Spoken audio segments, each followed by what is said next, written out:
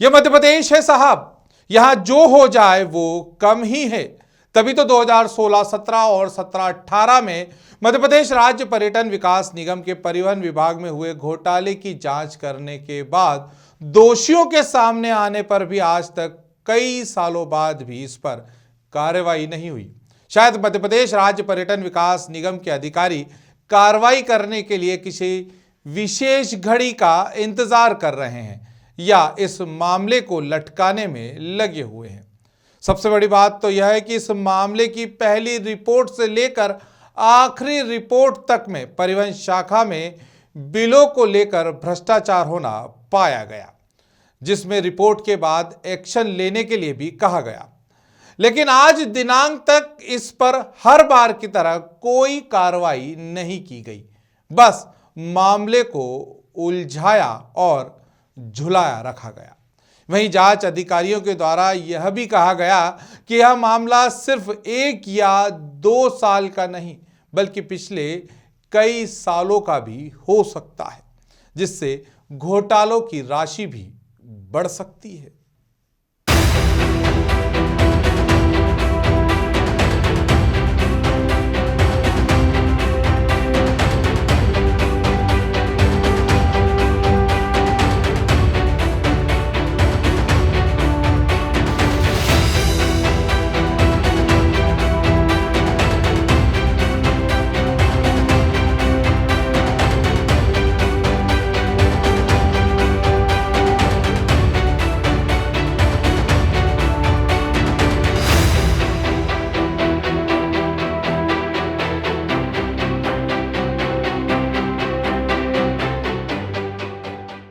दो 2016-17 और 17-18 में हुए घोटालों पर सबसे पहले परिवहन शाखा के लेखा अधिकारी के द्वारा जांच की गई थी, जिसके बाद तत्कालीन मुख्य महाप्रबंधक अक्षय श्रीवास्तव ने जांच की। वहीं इसके बाद इसी मामले में महाप्रबंधक सुहेल कादरी और महाप्रबंधक अजीत भास्कर ने भी जांच की, जिसमें सभी ने परिवहन शाखा में भ्रष्टाचार होना पाया।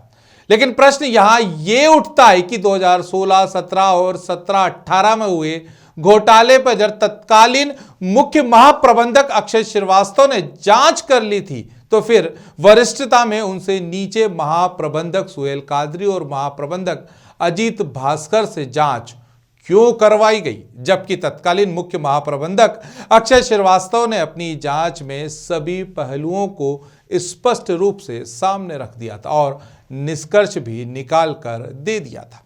इससे तो एक ही बात सामने आती है कि 2016-17 और 17-18 में हुए घोटाले में किसी फैसले पर पहुंचने से पहले मामले को लटकाने के लिए इस तरह से जांच करवाई जा रही है, या फिर ये सब किसी को बचाने के लिए किया जा रहा है। जहाँ तक इस प्रकरण का सवाल है, ये मेरे पूर्व में भी लोगों ने जांच की थी इसकी और उसका निष्कर्ष निकाले गए थे।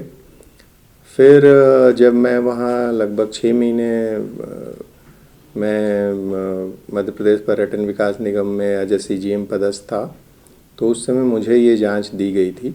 आज तक दोषियों के ऊपर किसी प्रकार की कोई कार्रवाई नहीं हुई, जबकि जांच रिपोर्ट में स्पष्ट हो गया है कि वित्तीय अनियमितताएं हुई है। ऐसे अनेकों मामले हैं। ये तो ट्रांसपोर्ट का मामला है जो कि जांच में सिद्ध भी हो गया है और ये जांच रिपोर्ट है। तत्कालीन लेखा अधिकारी नासिर रऊफ की जांच रिपोर्ट में इस बात पर संभावना जताई गई थी कि वर्ष 2016-17 से पहले भी देयक बिल संबंधी भुगतान की जांच करनी चाहिए। इस बात पर किसी भी अधिकारी ने ध्यान नहीं दिया, बल्कि जांच अधिकारी तो ये तक कह रहे हैं कि जांच आने के बाद मामले में कार्रवाई करते हुए लापरवाही, अनियमितता और भ्रष्टाचार को लेकर विभाग के द्वारा FIR तक दर्ज करानी चाहिए। अभी ये तो 16-17 की जांच हुई, उसमें पता लगा, बाकी को तो पता नहीं कब से कर रहे हैं। ये 9, 10, 8, 7 ये तो बहुत दिन से खेल कर रहे हैं। मैं चाहता हूं कि इस पे इन आरोपियों के ऊपर कार्रवाई हो। RK राय, राकेश सरगल हैं, RK चौरसिया हैं और भी जो इनमें आरोपीगण हैं, सबके ऊपर दंड होना चाहिए, कार्रवाई हो जल्द से जल्द। वहीं जब हमने इस मामले में और पड़ताल शुरू की तो हमारे हाथ इस पूरे घटनाक्रम की जांच रिपोर्ट भी आ गई, जिसे हमें RTI कार्यकर्ता भैयालाल साहू ने उपलब्ध कराया और साथ ही भैयालाल साहू ने मामले में गोलमाल और आरोपियों को बचाने का भी आरोप अधिकारियों पर लगाया। वहीं यही आरोप शिकायतकर्ता मोहनलाल वर्मा भी लगा चुके हैं।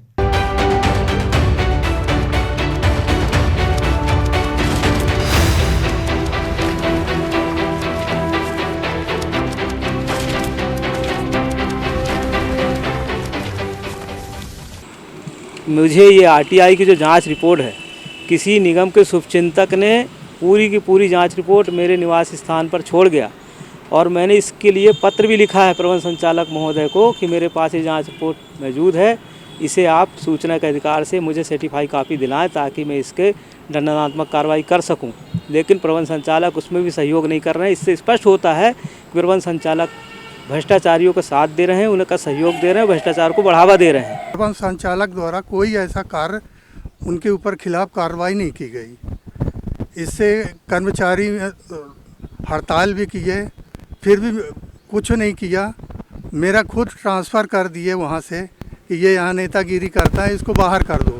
वहीं इस मामले में जिन 7 अधिकारियों और कर्मचारियों को लेकर जांच की गई थी वे थे तत्कालीन महाप्रबंधक परिवहन शाखा आर के राय, वरिष्ठ पर्यटन अधिकारी राकेश अर्गल, सहायक अधीक्षक आर के चौरसिया, लेखपाल हरिदयाल, सूत्रकार सहायक ग्रेड 3 देवेंद्र सिंह ठाकुर, वाहन चालक शेखर अठाले और हेल्पर फराज खान, जिसमें तत्कालीन मुख्य महाप्रबंधक अक्षय श्रीवास्तव की रिपोर्ट में सहायक ग्रेड 3 देवेंद्र सिंह ठाकुर को छोड़कर बाकी 6 अधिकारियों कर्मचारियों को किसी न किसी रूप में लापरवाही, अनियमितता या भ्रष्टाचार का दोषी माना गया।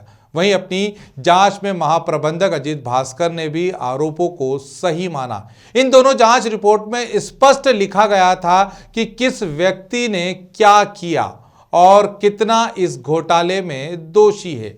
हम इस मामले में अपनी निगाह लगातार बनाकर रखे हुए हैं। अगले भाग में आप देखेंगे कि किस अधिकारी का इस घोटाले में क्या हाथ है और दोषियों को कौन बचा रहा है। साथ ही आपको ये भी बताएंगे कि अभी ये अधिकारी और कर्मचारी पर्यटन विकास निगम के आला अधिकारियों की कृपा से कहां पर जमे हुए हैं।